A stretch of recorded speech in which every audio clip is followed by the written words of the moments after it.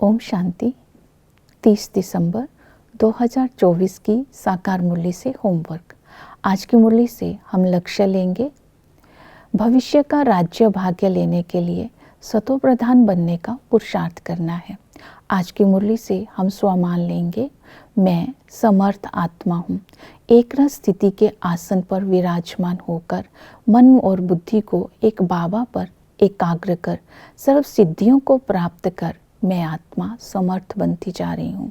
आज की मुरली से हम रिफ्लेक्शन करेंगे, मेरी एक रस स्थिति कहाँ तक रहती है, कौन से ऐसे संस्कार हैं जिसके कारण मेरी स्थिति ऊपर नीचे हो जाती है। अपने अंदर रिफ्लेक्ट करके अपने को चेंज करेंगे। आज की मुरली से पुरुषार्थ करेंगे, मन मना भव, धारणा, चक्र और सेवा, ये 4 बातों पर अटेंशन देंगे। धारणा के लिए आज मन मना भव के लिए आज की मुरली में बाबा ने कहा, एक बाप को याद करो और बाजोली को याद करो। जब हम बाप को याद करते हैं तो बाप के साथ घर की याद और राजधानी की याद तो स्वतः आ जाती है। याद करने की विधि है अपने को आत्मा समझकर याद करना। मैं आत्मा हूँ, मैं आत्मा अविनाशी हूँ। भ्रिकुटी के बीच मैं चमकता हुआ सितारा हूँ। 84 जन्म लेते लेते आत्मा और शरीर किसी काम के नहीं रहे, अर्थात दोनों ही तमो प्रधान हो गए हैं। अब मैं आत्मा बाप को याद करती हूँ। बाप का यथार्थ परिचय आत्मा को है। बाबा सौदाकर है, रत्नाकर है। बाबा ही इस संगम पर स्वर्ग के रचयिता है। ऊंच से ऊंच बाबा की महिमा है। उस बाबा को जो सौदागर, रत्नागर है, जादूगर है, उस बाप की याद से मैं आत्मा सतो प्रधान बनती जा रही हूँ। मुझ आत्मा की बैटरी भरपूर होती जा रही है। मैं आत्मा 24 कैरेट का सोना बनती जा रही हूँ। इस स्मृति में जब हम रहेंगे तो याद बहुत सहज हो जाएगी। इस तरह जब हम बाप को याद करते हैं तो हमें अपना भविष्य स्वरूप स्वतः ही याद आ जाता है। और इसके साथ साथ संबंधों से याद करना है, क्योंकि संगम पर बच्चों की बुद्धि में बाप है और बाप की बुद्धि में बच्चे हैं। इस संगम पर हमें बाबा मिला है, बाबा की पहचान मिली है। और संगम पर बाबा से हमें जो वर्षा मिलता है, सुख धाम और शांति धाम का वर्षा मिलता है और हमें घर की याद दिलाता है, क्योंकि बाप और बच्चे दोनों का कनेक्शन मूल वतन से है।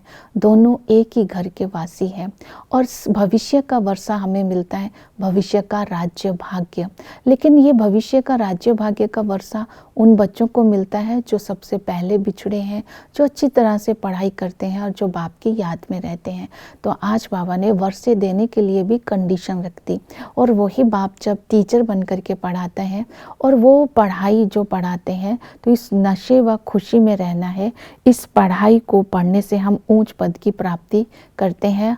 और ये पढ़ाई में नंबर 1 लेने के लिए अच्छी रीति पढ़ना है, क्योंकि हम स्टूडेंट हैं। इस पढ़ाई को अगर हम अच्छी रीति से पढ़ेंगे तभी ऊंच पद मिल सकता है। हमारा इतना ऊंच टीचर है, हम बच्चों को भी अब ऊंच मर्तबा दिला रहे हैं और हमें सृष्टि के आदि मध्य अंत का राज समझा रहे हैं। वही सतगुरु बन करके हमें हमारी सद्गति करते हैं, अर्थात हम आत्माओं को ठिकाना देते हैं।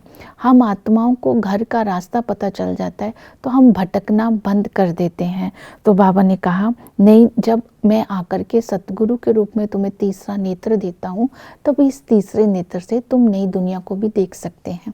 इस संगम पर बाबा हमारे लिए बागबान बन करके आते हैं, हमें गुलगुल बनाते हैं, अर्थात पवित्र बनाते हैं। हमारे बागबान को पता है कौन सी आत्मा, कौन सा फूल चंपा है, कौन सा फूल गुलाब का है और कौन सा फूल टांगर का है। टांगर का फूल अर्थात जिसमें अभी दैवी गुण या श्रेष्ठ गुण नहीं आए हैं। और वही बागवान इस संगम पर आते हैं तो जादूगर भी है। तो बच्चे भी जादूगर है और बाप भी जादूगर है। बच्चे जादूगर इस तरह है जब बाप की याद से अपनी ऐसी अवस्था बना लेते हैं कि जिसको भी देखते हैं वो ध्यान में चला जाता है। बाबा ने कहा, जो आदि में हुआ था वो अंत में भी होगा। तो इस समय बाबा जादूगर इसलिए है क्योंकि वो हेल को हेवन में चेंज कर देता है। तो इस तरह बाबा से हर संबंध से हम संगम पर पालना ले रहे हैं तो याद निरंतर रह जाती है। तो धारणा के लिए मुख्य अटेंशन ये देंगे, पाप आत्माओं से लेन देन नहीं करनी है, सर्व के प्रति कल्याण की वृत्ति रखनी है। अब हमें देह अभिमान छोड़कर देह के संबंधों को कैंसल कर अपने को आत्मा समझना है और आत्मा भाई भाई की दृष्टि रखनी है। ये धारणा बाबा ने कहा। फिर बाबा ने कहा, प्रभु का प्यारा बनना है तो तुम्हें गृहस्थ में रहते कमल फूल समान न्यारा बनना है, क्योंकि कमल का फूल जो होता है न्यारा भी होता है, उपराम भी होता है और प्रभाव से मुक्त भी होता है, तो हल्का भी होता है। और इस विशेषताओं को आज अपने अंदर धारण करते रहना। और बाबा ने कहा कि अलबेलापन नहीं लाना है, ध्यान देदार की आश भी नहीं रखनी है, और इसके साथ नॉलेजफुल बन करके रहना कि हम क्या थे और बाबा ने हमें क्या बना दिया, इस दुनिया को हेवन कैसे बनाया, हेवन की हमें स्मृति दिलाई। जब हम हेवन में थे तो 16 कला संपूर्ण थे, सारे विश्व पर हमारा राज्य था, लक्ष्मी नारायण विश्व महाराजन थे, सभी आत्माएं सतो प्रधान थी और वहाँ सोने की चिड़िया सबको कहते थे। और धीरे धीरे कलाएं कम हो गई, 16 से 14 कला हुई।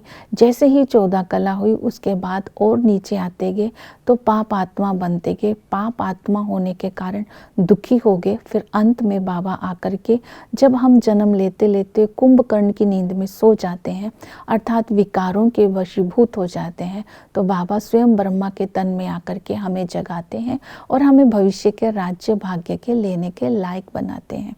तो हमें अपने आप को सर्विस में बिजी रखना है। ब्रह्मा और विष्णु में क्या अंतर है, ब्रह्मा सो विष्णु, विष्णु सो ब्रह्मा कैसे बनते हैं, और विष्णु की 4 भुजाएं क्यों बताई जाती हैं। और इसके साथ ये भी समझाना है कि इस संगम पर शिव के और कृष्ण के बीच में क्या अंतर है, ये भी समझाना है। पानी पतित पावनी गंगा नहीं है, पतित से पावन इस समय स्वयं परमात्मा शिव करते हैं। तो इस तरह ज्ञान का चिंतन करेंगे, पुरुषार्थ को करते रहेंगे तो भविष्य के राज्य भाग्य के लायक बन जाएंगे। ओम शांति।